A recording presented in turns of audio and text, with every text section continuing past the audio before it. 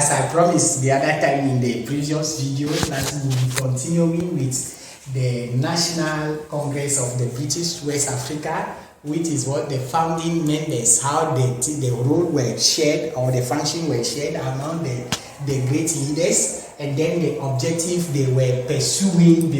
That's why they formed the organization. So on top of the list, we have Thomas Mills, which was named as the president. If you recollect in the other video, we said Thomas Mills was what, together with Casely Hayford, they formed the National Congress of what, British West African, West Africa. Then we have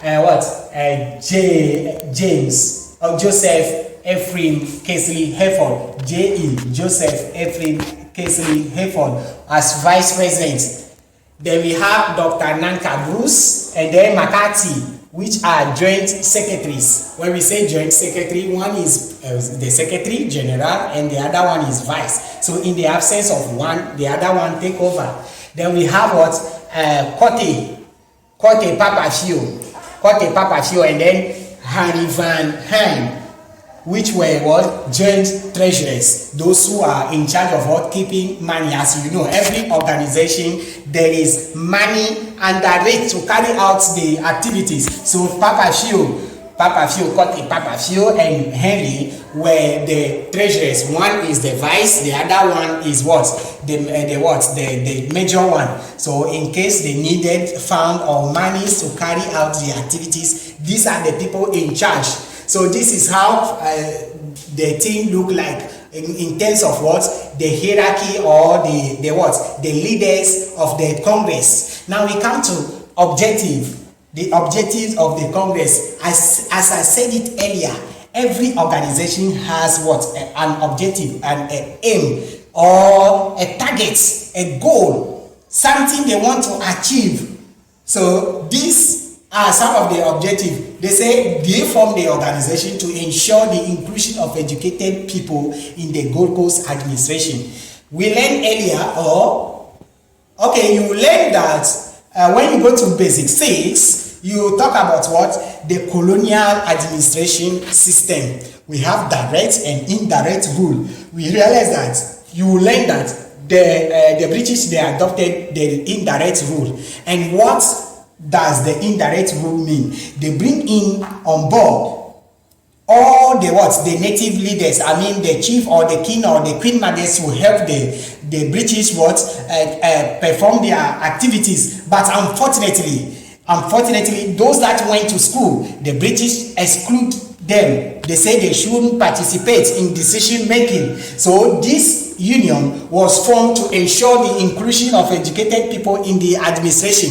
It is it's embarrassing when somebody has gone to school and they think they know better to help. They say they won't be passed, so they take clueless people, excuse me to say it, the uneducated ones, to go and take decision. So it was not fair. So the organization's aim is to fight until they get educated, those who know a lot of things about the administration of a country, to be part of the decision making. And another one is that they realize that the rights of the local people were not respected. If you recollect in the other video when we talk about the Aboriginal Rights Protection Society, which were to fight for the rights of the people over their own land. You see, these are some of the rights. They too were part. And then they also demanded for the establishment of a West African university. So there was not a university. So they were fighting for the British government to establish a very huge university where all the colonies, all the educated personalities who are qualified to tertiary, they can come together in that university, whether you are from Sierra Leone, Gambia, Nigeria, or Ghana. And another thing is that we have lawyers among them. And you could read, when you go to basic 6, you will learn that the British, when they implemented their system, they brought in a court system that's made up of only the British, the white men, which are judges. But Africa Africans that were what lawyers to were not called to be judges. So the fight was for them to what, bring African judges on board and set up what, a court of appeal. Court of appeal simply means you went to a court, they put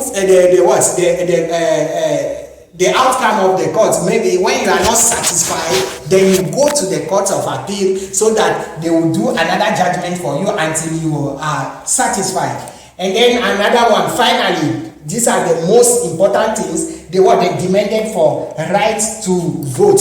Those days, the Africans were not allowed to vote. And you learn that when you go to classes, the voting age was fixed into what? To what?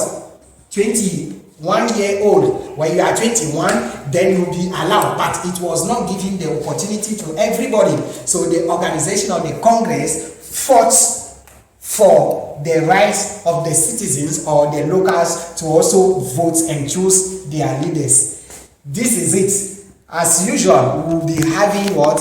Lot of exercises on the topic, on the video. You watch the video well, you learn, you know that notes will be also part. If in case you have a little problem, my WhatsApp is there. You WhatsApp me or you call me so that we'll discuss. Thank you so much and meet you in a new edition. Bye.